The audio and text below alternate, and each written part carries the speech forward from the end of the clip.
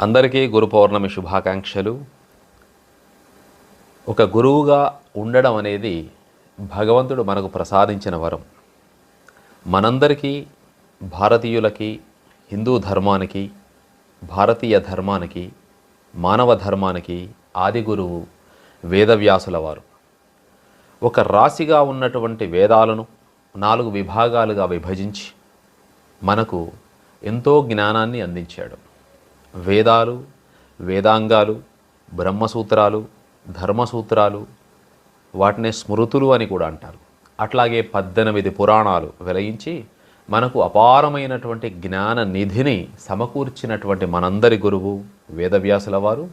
ఆ వ్యాసుల వారిని స్మరించుకోవడం కోసం ఈ పౌర్ణమిని గురు పౌర్ణమిగా భావిస్తాం. ఈ గురు బాధ్యతలను చేపట్టినందుకు అందరం గర్వించాలని భావిస్తున్నాను.